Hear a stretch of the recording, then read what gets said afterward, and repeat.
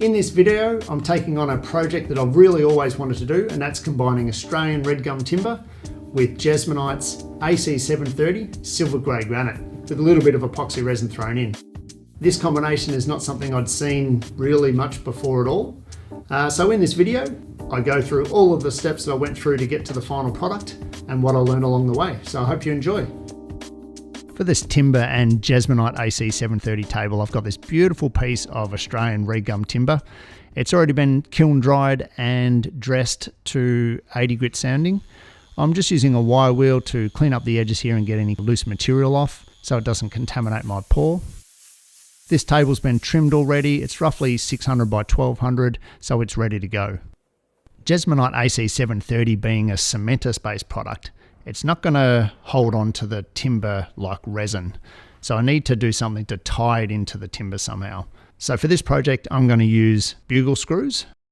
I've drilled these holes every 40 or 50 millimeters down the side, and I'm going to put some PVA glue in each of these holes. I've lined the slab up on the table that I've got it sitting on just to make sure it's going to sit inside the cavity of my formwork. Incredibly hard, this red gum, Australian red gum, even though I've pre-drilled the holes.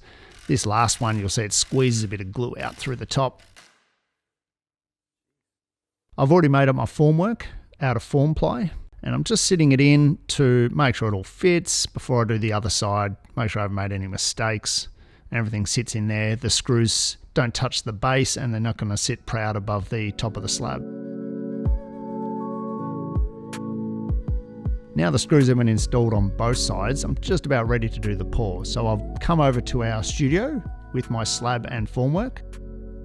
I'm going to be doing this pour upside down, so the top of the slab sitting in the formwork is actually going to be the bottom of the table. The reason for that is the bubbles in the AC730 are going to rise to the surface, which is actually going to be the bottom of the table, which should give me a cleaner, more bubble-free surface at the top. I'm using AC730 from Jesmonite in the silver grey granite. It's an acrylic polymer liquid with a cementous base powder. It's got micro aggregate in the silver grey granite, which gives it that sort of fleck, stone fleck through it when you etch it or sand it back. So it looks fantastic. It's a 5:1 by weight, and I'm adding a little bit of retarder in there as well to slow down the curing process, which gives me a little more working time because it actually sets a lot faster normally than concrete. Use a drill mixer to mix it up, just making sure there's no dry pockets left and it's thoroughly mixed. With the help of Jesmonite's online calculator, I've calculated that this piece should use about 13 kilos of AC730, so hopefully this is enough. Okay, my mix is ready to go. I've scraped down the sides of the bucket. So I'm going to half fill this mould that I've made, half fill the cavity. When I did this mix, I didn't have any plasticizer. Now that's a product that you can add to this type of mix to help it pour better and so it flows a little bit better. If I did this table again, I would definitely add some of that to my mix as well. I thought it'd be a good idea to rub the Jesmonite onto the live edge and make sure that was well coated, so there was no air bubbles between the Jesmonite and the timber. In hindsight, that may not have been the best thing to do. The timber sucked the moisture out of the Jesmonite quicker than the rest of the Jesmonite. So next time I might seal the edge with something so that doesn't happen. So what I'm doing here is moving it around and just agitating it just to try and get it into all of the voids, and just working it to try and get all of the bubbles to rise to the top that's in that first couple of centimetre layer. Just pouring the rest of the mix in now. Hopefully I've done up enough to bring us up level with the top. The volume calculation was actually pretty spot on, so I didn't really have too much or too little. I'm just going to scrape off the excess that sort of ended up on top of the timber slab, just to make sure that the Jesmonite and the timber slab is as level as possible to make it a bit easier to finish the slab later on.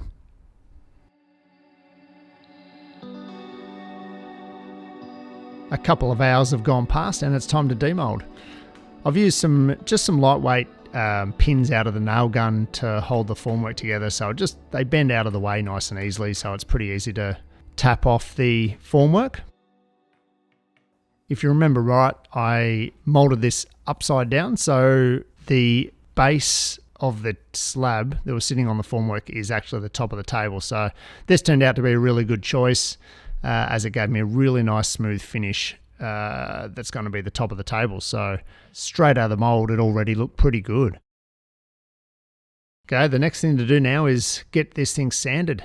It's a bit of a challenge working out what to sand it with. You know, there's products for sanding concrete and there's products for sanding timber, but there's not that much that does both well. So I ended up deciding on silicon carbide paper, just a bit more durable, hopefully, and we'll see what happens.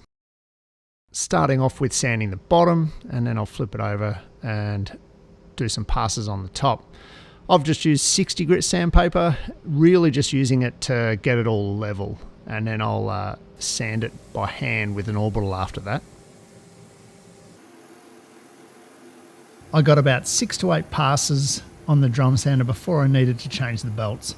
The Jesmonite dulled the sandpaper even quicker than I expected.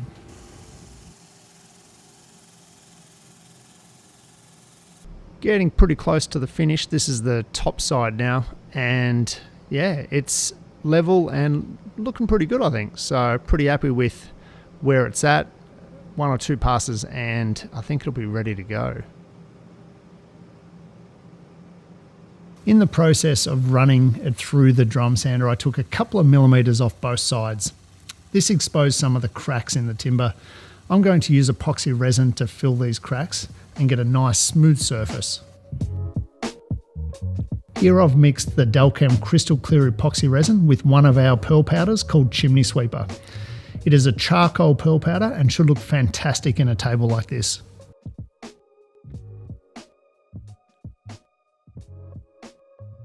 Little batch mixed up, there's only a few small cracks, and just pour it in. As with all resin, hit it with a butane torch, that pops the bubbles that have risen to the top. Try and get it as bubble free as possible, so when I sand the excess off, it doesn't open up voids in the resin. In a couple of days, this resin will be hard enough to sand, and I'll be able to continue on with finishing the rest of the piece.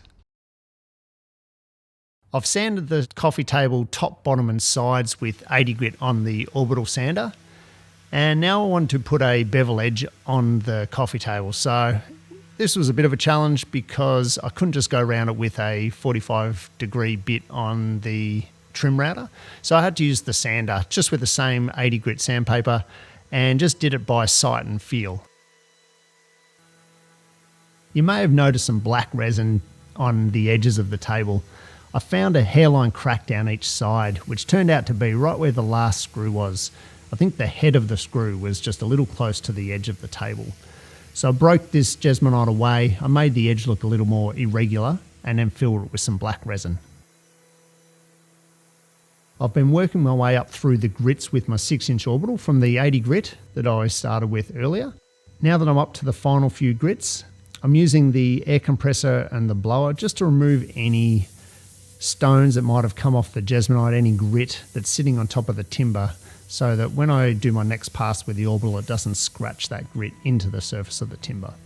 I've done the whole piece, top, bottom and sides, to 240 grit, and then done a final run over the timber with 400 grit, including the resin as well. Okay, I'm up to the final exciting steps, sealing this puppy up. I wanted a sealer that I could just put over both the Jesmonite and the timber, and for that I chose Gillies liquid beeswax. It's nice and easy to rub on with a microfiber cloth, and it coated really nicely over the timber and the Jesmonite, and once dry leaves a nice satin or matte to satin finish.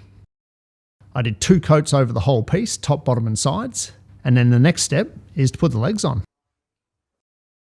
I found some legs at the local hardware store that I thought would look fantastic on this coffee table.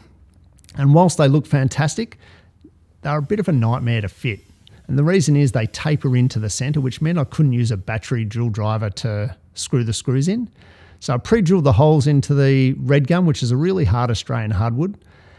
And even then, I had to use a short stubby Phillips head screwdriver, and I reckon I got a couple of blisters just putting in 4 screws. That was a bit of a nightmare. But I think they did look really good, so I was happy with how it ended up. The final step that I did was just put a third coat of the liquid beeswax on the top and sides of the table. And here it is, my Australian red gum and Jesmonite AC730 coffee table. If you did enjoy this video,